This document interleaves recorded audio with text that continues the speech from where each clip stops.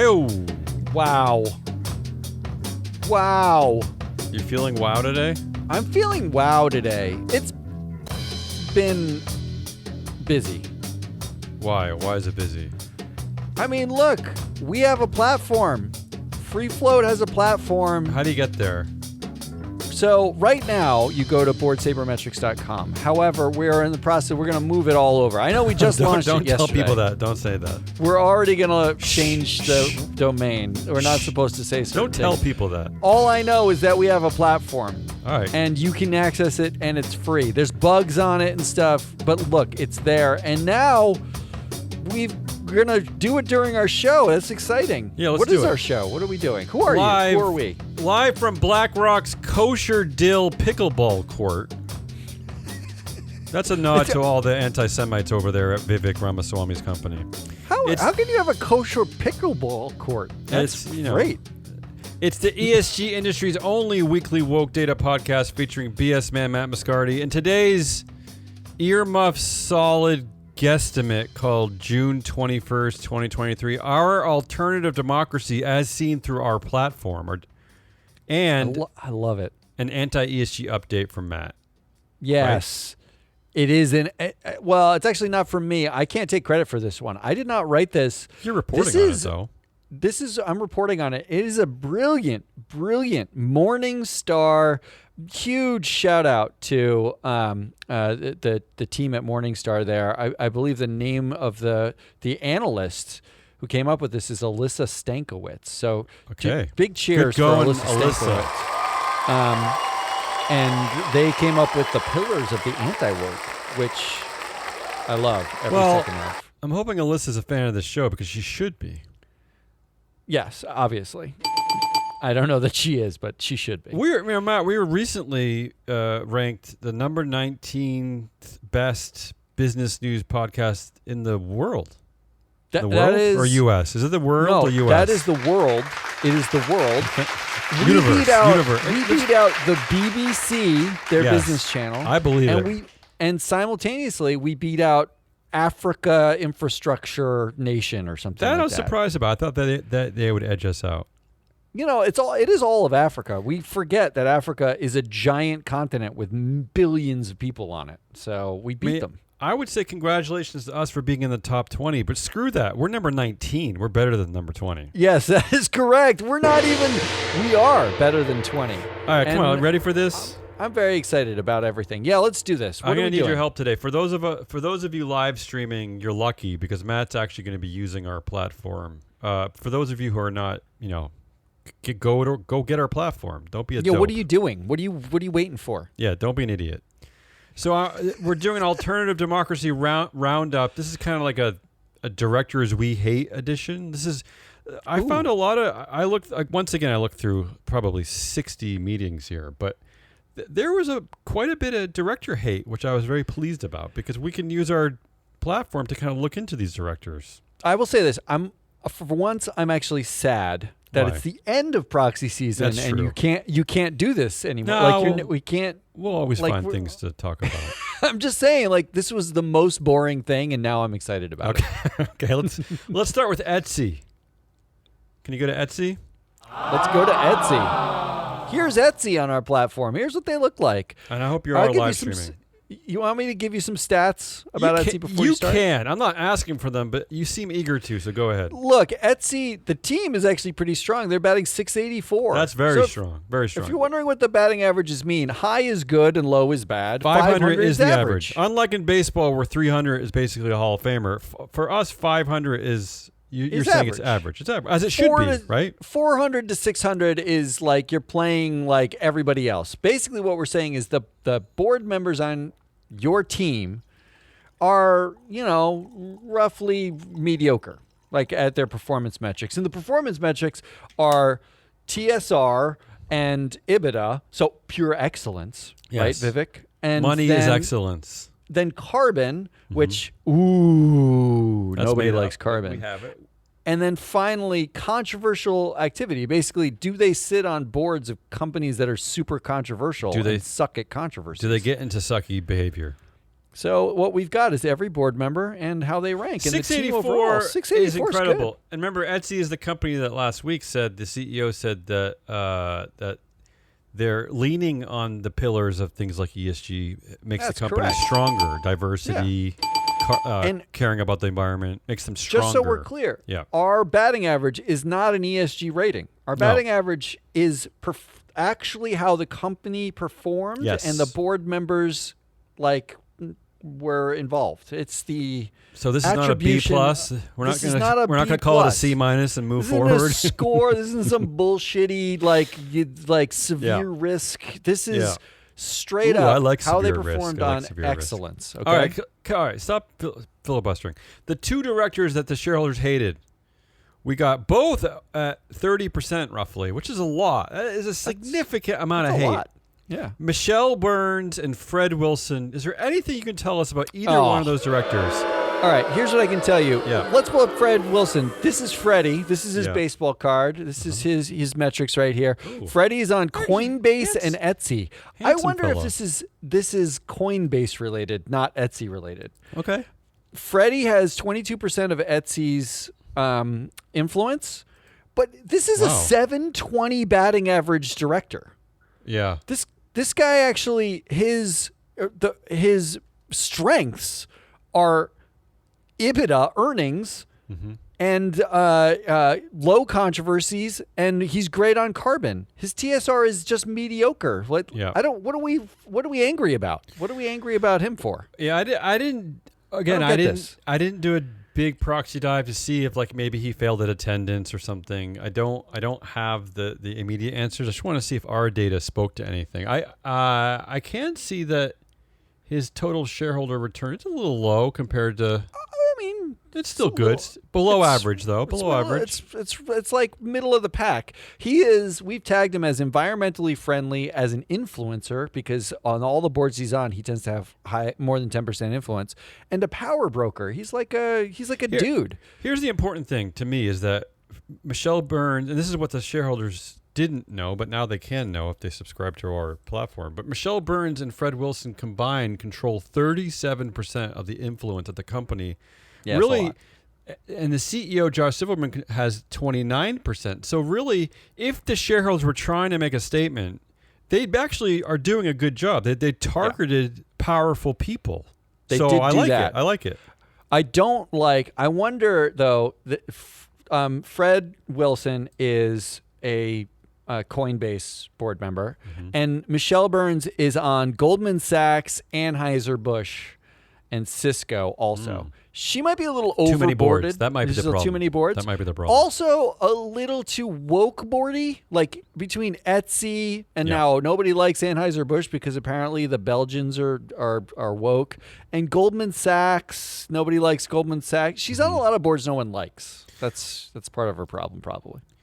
Let's go to Delta Airlines. All right, Delta. I love Delta. In no way do I love Delta. Delta. Let's look at them. There's two reasons why I wanted to bring this one up. First of all, I wanted to give a nod to John Chevedden. Is John a friend to our show? We've not reached out to John, but I feel like he would like it. Could he be our friend? Let's reach out to him. I John, wanna- you're a listener. I want to praise John. John had a victory over there at Delta Airlines. He had a proposal to adopt a proposal requesting shareholder ratification of termination pay. So basically giving shareholders the right to either accept or reject the pay when an executive leaves the company. The voters voted yes, 60% yes. That's a victory for John. Yeah, it's great. It is great. How dare you? I like a. How come our crowd? Thank you, crowd. I don't know why they don't care about that. That's a win for John. I mean, look. Does anybody really celebrate shareholder ratification? I literally just did. I literally just did. All right. Come on. The only voter they hated, George Mattson, got about 20% against. Anything stick about George Mattson? Yeah. Here's what sticks out about George Mattson. First of all, he has 6% of the influence. So, who fucking cares? Oh, I care. Second of all, he's the fourth worst performer. Not the worst performer. He's the fourth worst. if you're looking to vote somebody out, let's say you care about excellence and you're focused on earnings and TSR, okay? Let's say that that's your thing. First of all, Delta bats 286. They're one of the worst companies overall. And why would you vote out Mattson when you could have focused on Chris Hazelton? Why Chris Hazelton? Because he bats 103 for earnings. He bats 176 for TSR, 60 for carbon. Like 0.060. Yeah. You basically are the worst ever. Well, and to 0.026 for controversies. What are we doing? Why to are we be doing fair, there are a lot of good Mattson? targets on this board. A lot of good There are a people to lot. vote off. Leslie Hale, I'm surprised, wasn't a focus.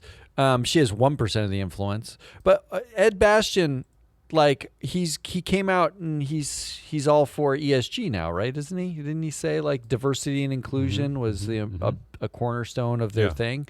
How dare Meanwhile, they're abandoning their net zero carbon targets. So it's very confusing. I don't know why you'd go for Mattson over some of these other people. Moving on, let's go to Live Nation. Do you have Live Nation in our platform, in our database? We have everything in our platform. So here's Live Nation. The big one, the big hater, the hater raid was pointed at, one of our favorites here, Greg Maffei, 36% no. And while we're on the topic, Say on Pay at Live Nation rejected 54% of the votes no on Say on Pay. Shareholders correct. mad. Yeah. That's correct. And I'm going to tell you why. This is an easy why. The CEO, Michael Rapino, made $139 million. The CFO, Joe Berchtold, $52 million. That's a lot for a CFO. Wow, that's a lot. I've seen a CFO that high. Can we say that Yeah. Greg Maffei, Say it. 7 boards? Yeah, it's crazy. He's on the boards of Curate Retail, Charter Communications, Live Nation, TripAdvisor, Sirius XM, Liberty Broadband, and Zillow. Yeah. What are we doing? Shareholders are sick of it. What are we doing? And he barely bats average. He's a 505 hitter. And let's overall. not forget that Greg Maffei's company, Liberty Media, holds 30% of the shares of Live Nation. So without those shares, Greg Maffei is probably voted off this board. In fact, according to our data, the CEO is third on the list of influence. It is Greg Maffei at 34%, Chad Hollingsworth at 32%, and then Michael Rapino, the CEO of Live Nation. So really, what are we doing? So this is the proper target here. Although here's the problem with shareholders and why they need us. 'Cause they need to talk to us. They need to get into our platform. You mentioned Chad Hollingsworth. He also has 32% influence. He is the chair of the pay committee that paid these ridiculous amounts to the CEO and the CFO. He also is a senior vice president at Liberty Media, Greg Maffei's company. So there's just too much bro culture here going on. This is why they're failing shareholders. It's all right there. But yet, only 12% of voters voted against Chad Hollingsworth. That number's too low. Should have been a lot higher. Yeah, should have been higher. Get on it. Who else? This is fun. This is like everybody. We got it all. I love this. I'm feeling good right now. Okay, what about Teva Pharmaceutical? You have them? Yeah, of course I do. What do you want to know? First of all, the reason why I point them out, Say on Pay also rejected, which is great. Say on Pay, 51% no. 2 directors they targeted, Bearer and Vergis. Bearer, 8% influence, like a 304 batting average overall. Most of that is because their TSR sucks and they're highly controversial. So, and Burgess, where's Burgess? Is the other person? Burgess with a V, Janet Vergis. Oh, Vergis. Yeah. Vergis, 12% influence on 4 boards. Probably. Notice you notice a pattern really, really quickly here, which is that whenever you say a woman's name, who's a board member, who they got votes against, they're on like 4 to 5 boards. They're on like multiple recycled boards. Directors. They're recycled directors. Yeah. So shareholders, what they're doing is saying you need to add diversity. They're not interested in whether or not that diversity has any power, and or then they vote against or if they're too busy. Yeah. Because they're recycled. When the boards actually add diversity, they only add diversity from the pool of existing directors. Despite the fact that she bats 567 overall on 4 different boards, meaning like it's hard. to be to be just slightly above average on that many boards. So good for her. I just think she's the wrong target. Can I tell you something I found that I liked about Teva Pharmaceutical? I've never seen this before. So Say-on-Pay was rejected. The CEO, Kerr Schultz, only made $16 million last year. Ooh, I say only because in America that isn't only. Okay, I'm sorry. That's just the not reality. very much. But here's something I've never seen before, and this is why you should listen to our show, and this is why we're number 19 in the world in business news. No, I really do think this. This is why we're not like 23, like some stupid, That's true. Yeah, we're not BBC podcast. In there, they have peer companies that determine compensation. All companies do this, and they have to publish these lists, right? They compare their pay to their peers. They are ranked in the 0th percentile in market cap. I'm serious. They say it right in the proxy, 0th percentile in market cap. The median market cap of the companies they're comparing to pay their CEO is $113 billion. Teva's market cap is only $8 billion. What are you doing? Why are you targeting the pay at these huge companies, Teva? Well, that's ridiculous. How else are you supposed to get paid a lot? 0th percentile.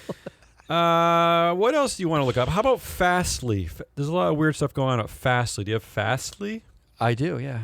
What do you want to know? Another company. You can't throw me a curveball. I got Another company where Say-on-Pay was rejected. 53% say no. There's also something interesting I'll get to later of this company I've never seen before. But the big director targeted here was Ada Alvarez. 47% no. All right. What are we doing? Arthur Bergman has 69% of the influence of the company. There's no point. Yes, founder. Arthur Bergman, yes. Feels dual classy. And I'm going to get to him. Yeah. Well, let's get to... Yeah, go ahead. Well, we're voting... You voting against anybody else is pointless. Yeah. So you vote against a woman. Who do they vote against? They vote against Ada Alvarez. Yeah. Poor Ada. She's on, again, 4 different boards. See, here we go. Stride, not Strive, Stride, Inc., HP, Fastly, and Bill.com. She's on 4 different boards, never has more than 10% influence. She is your classic recycled woman. That's who we're getting rid of? That's who we're voting against? Coincidence. The next one I bring up is another recycled woman. That's funny. Oh, this is really distressing. Okay, here's what I've never seen before. This company had a vote they had a stock option given to the person that you talked about, the founder, Arthur Bergman, right? They wanted to give him another 2 million shares. He already owns 9 million. Okay. But they actually put this up for a vote. They actually asked shareholders to approve this, which I applaud. I don't understand how it happened.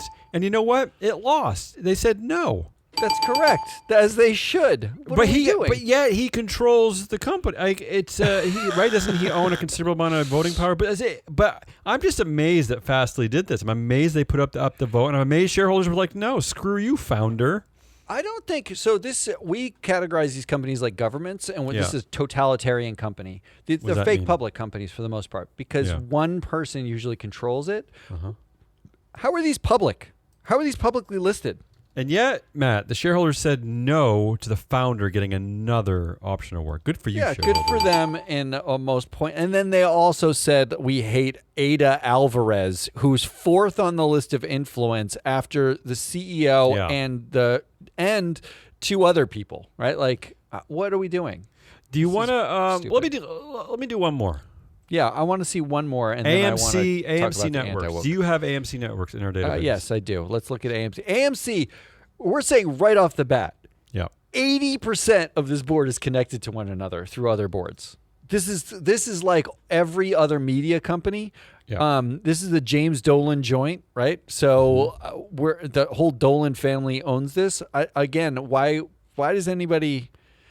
You want to know the names of the I'm looking at the directors in order of influence, and I'm looking at the first 6 directors. It's Dolan, Sweeney, Dolan. 7 directors with Dolan. So it's a fucking pointless company. It's a shock that AMC is suffering as much as they are. Okay. Here's the person they targeted. So first of all, the majority of this board is Class B directors controlled by the Dolan family. And of course, 100% of the votes were yes for all those Class B directors. Shocked. 100%. Okay. But there are 3 Class A directors up for a vote. Leonard Tao, 81% no, Matt. Why do they hate Leonard? 81% no. Why? Leonard, he's been there at least. He's old. He's old. He's old. He's 93 He's years 93. old. Yeah. That's okay, why. well, that might be. But Charles Francis Dolan, who's on the board and got 100% yes votes, he's a Class B director. He's 96, Matt. You're laughing, but it's right there in our database. That guy's useful. Yeah. What? So there you go, Leonard Toe. The voting no is basically like, we wish we couldn't hold you, but we have to hold an index or something. I don't know why would we even waste your vote? This is such a waste of time. Not only is it a waste of time, but according to our data, he's one of the top performers overall on the board. So I don't even know why. Oh, he's old, right? We already established he's old, but he is like the 4th most like top performer. And let me guess, yeah.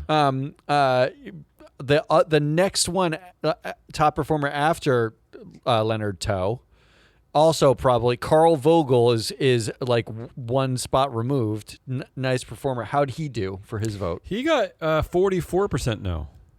And he's only 64, but he did go to St. Norbert College. So my guess is that's probably why. It's probably a made-up college. Yeah. All right. That's all I have for the directors we hate, but I did want to add one more for you, Matt.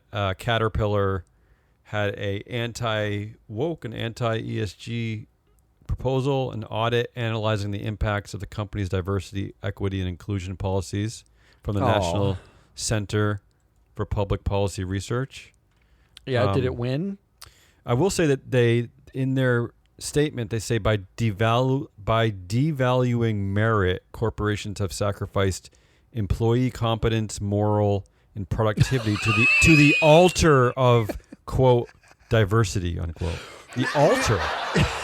First of all, the altar. I mean, wait, before you say anything, National Center for Public Policy Research, you do realize that like you are centered in the most famous melting pot on the globe, right? The United States we're the melting pot. Like we are I mean, this is what I don't even need to give a history lesson, but you're calling it an altar of diversity? Like what white nationalist ruse are you living in? I don't understand who the hell these people are, Matt. I really don't get it. I like that they suggest that they devalued merit at all, when like you could look at these companies and like I could look at all the only, like if there was a company with only white people, would they have devalued? They're valuing merit? Is that what Yes. is the antithesis of this? I fail to understand what's happening. They're also like asinine enough, and I'm saying that nicely. They are asinine enough to say that by adopting a diversity, equity, inclusion policy, that by doing so, those practices themselves are deeply racist and sexist. Oh, that's so cute. Racist and sexist. Think about these morons. It's just amazing. All right. I will say this though, they got more support than I would have guessed. 1.7%. Whoa, that seems high. No, it's below their average. All right, okay. That's all I got. That's the alternative democracy roundup. Well, let's segue from the alternative democracy anti-woke into the anti-woke. Oh. With this, look, boo. Yeah. This was one of my favorite articles that I've read in a while. It's Morningstar put out a paper, and they and again, shout out to Alyssa Stankiewicz, the 5 categories of anti-ESG funds. So here's a quick primer. ESG data has been traditionally used in 3 ways. They break it into these 3 pillars of usage, which are risk. It's like basically how to make money. That's ESG ratings and stuff like that. They all talk about risk and capital markets and yada, yada, yada. It's effectively like, are my companies going to be under the ocean because of climate change? How do I avoid that to make as much money as possible? Then there's impact, which is how are my companies going to do well for the world in some way. And then there's values, right? So values are like, I don't like abortion. I don't like tobacco. I want to avoid that stuff. What Morningstar has done is effectively figure out the anti-woke have the same exact kind of pillars. Yeah. there are as we've established here on the show many times, the anti-ESG crowd are ESG. It's ESG. It is ESG. It is ESG. That's correct. They're self-hating ESG practitioners. It made me remember growing up Catholic and the amount of guilt that goes along with it. Like, I do feel like the anti-woke, anti-ESG groups are effectively Catholics that have guilt, right? Okay. Right. So here is their 5 pillars, which I actually think is more like 3, but we're going to go with their 5. I just want to let them linger. There's the anti-ESG crowd. Okay.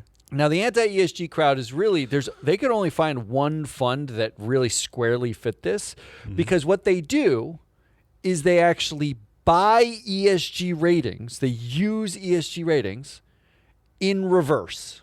They basically say anybody who's rated highly, they tilt the opposite way, right? Okay, so it's very, very simple. They call invest it the in the orphan. Fs. I love it. Yeah, it's the best of the worst ESG, and it mostly is. It ends up being white discrimination and oil discrimination play. That's what it is. They tilt that way. My enemy's enemy is my friend. Is that what they're saying? Is that what that movement's all about? My enemy's enemy, is my friend. Yes. See, this is why we're number 19. And then there is political funds. Okay.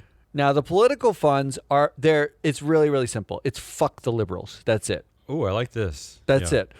But one of the ways they had to do that, right, are they had to go out and make their own rating system. Ooh. For liberal and conservativeness, Yeah. okay? That's what they had to do in order to accomplish this. Our rating system typically devoid of any actual methodology or research. There's no real go ahead. Well, think of this as where ESG started 20 or 30 years ago. Absolutely.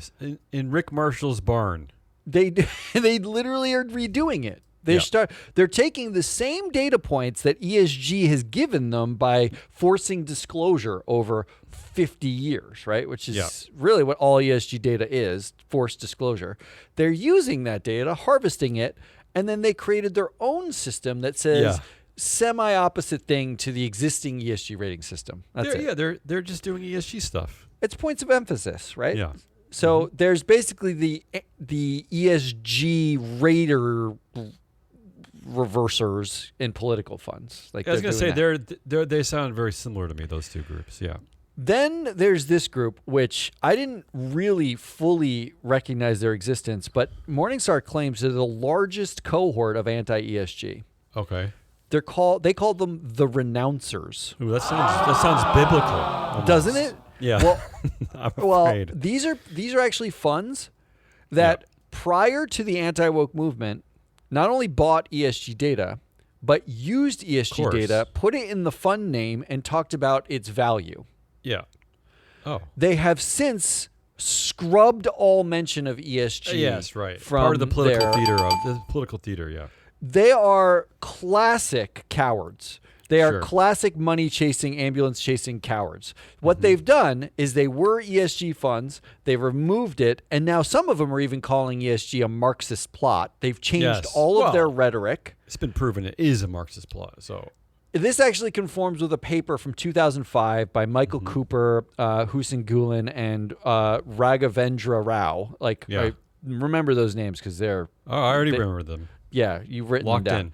Locked in. They found that mutual funds that changed their name in 2005 to whatever the hot investment was, they saw fund inflows. They are basically ambulance chasers. There's no added value. They didn't change. They don't change what they do. All they do is renounce the hot thing of yesterday to the hot thing of today. And the hot thing of today is anti-woke. So that's what they are. I didn't know that this was like as much of a thing, but Morningstar said it's the largest. They have examples of all these, I'm guessing. They do. They have lists of funds of all of these. I love Go this. download this paper because it's really Morningstar, fantastic. you really did it. You did it. You nailed it. You nailed it. Then there is the classic vice funds. We don't need to spend time on them. Classic ESG trope, It's just values. It's values only opposite of values. So like if socially conscious investors say we don't like tobacco, the vice funds say we only include tobacco, right? Like it's really I like the trolls. Why not? Hey, you use the data the way you want. I don't care. Yeah. I would call it trolls is what I would call Yeah. it. And then finally, Trolls, yeah. it's the voters. Ooh. Yeah. The Viveks. The crowd agrees with you. Yeah. The voters are just Strive. I mean, they're more than that, but it's Yeah. the Strive approach. Yeah. This is ESG Bullshit make-believe land. peddlers. This Bullshit is peddlers. bullshit peddling. This is because what they do, the process, and what Morningstar really points out really nicely, is all they really do is say, we will vote according to non-ESG value sets. So it's value funds just voting. So they license an index. They then collect money, and then they say they're going to vote in a different way. That's what Strive does. Except that all of it is make-believe. Like there's Right, of no course. methodology to how they vote. They actually generally don't have data around how they vote. No. Their research providers are themselves going out and deciding what is anti-ESG or anti-woke. It's like bully pulpit. It's like it's fist against the table kind of nonsense. This is Fire a and guaranteed brimstone. way to pay somebody 25 basis points of your money in order to get 0.07% support on a vote that's Oh. anti-ESG. That's it. Yeah. This is Great. go Amazing. down. This is their paper. Go download this paper. It's really nice to see it like cleanly laid out, and like you can see very obviously Someone- how pointless this is. Who was listening knows Alyssa. Have Alyssa reach out to us. I tried to hit her up on LinkedIn. Give her access to our platform, our wonderful yeah, new platform. It's really fantastic. The Free Flow platform is what she needs in order to finish this out. That's it. That's what we got. That's a lot. How dare you? Honestly, I felt like a little bit of a shill at the beginning, though, if Maybe- I'm honest. This show might have brought us up to number 18. I don't know yet. We'll see. I'm hoping we didn't go to 19 and a half at the end of the show. boy. That's Damian Rallis. I'm Matt Muscardi. We are Free Float. Go get the platform. Go to freefloat.llc. There's a login link there. You can go log in and find it. It's free right now. Right now. Free. So don't For now. complain if something doesn't work well because it's free. Yeah. Just assume it won't work well and shut up. Most of it does work, and that's a miracle because it's free. Just go get it. Until tomorrow, goodbye.